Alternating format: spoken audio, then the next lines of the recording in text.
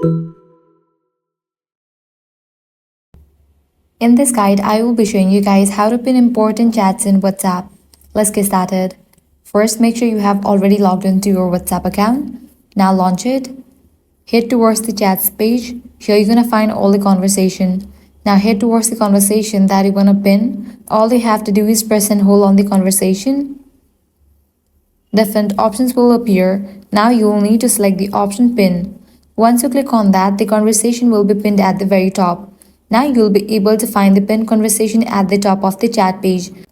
Likewise, in conversation as well, you can pin the chat. All you have to do is open the conversation.